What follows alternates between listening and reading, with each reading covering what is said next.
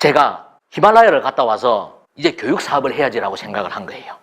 근데 저는 회사 다닐 때 교육업을 한 번도 해본 적이 없어요. 그냥 저는 세일즈 쪽에 쭉 종사를 했고 내가 세일즈 학교를 만들어야 되겠다라는 생각만 가지고 있었을 뿐이에요. 근데 내가 강의를 해야 돼요. 교육을 하기 위해서는. 내가 교육을 한다라고 이야기를 해야 되는데 누구한테 어떻게 이야기할지 어디서부터 강의를 시작하지? 그걸 생각하면서 지리산에서 가만히 있는데 전화가 한 통 왔어요. 전화를 받았어요. 경남대학교라는 학교에서 취업처에서 전화가 왔어요.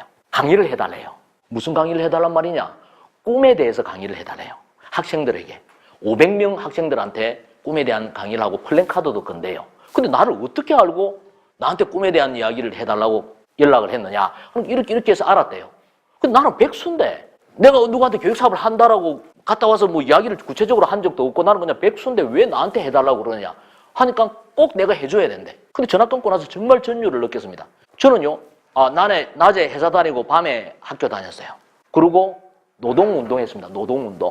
노동운동 하다가 학교 졸업을 할 때 학사경고 2번 먹었어요. 정말 누구도 내가 성공할 거다라는 생각을 한 사람은 아마 아무도 없었을 거예요. 심지어는 우리 부모님까지, 우리 형제들까지. 근데 저는요, 학교 졸업하면서 무슨 생각을 했는 줄 알아요? 두고 봐라. 내가 언젠가 다시 학교로 돌아와서 후배들에게 꿈에 대한 이야기를 하고야 말 테다. 이렇게 생각을 했어요.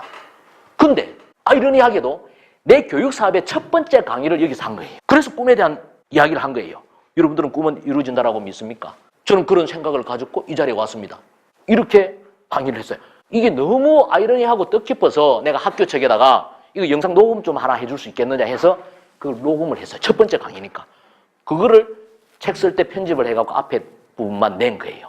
여러분들 이 결과가 어떤 결과일 것 같아요? 저는 제 잠재의식의 결과예요. 의지가 아닌 내 의식의 결과가 난 내 첫 강의를 내가 졸업한 학교에서 했다라고 저는 확신을 합니다.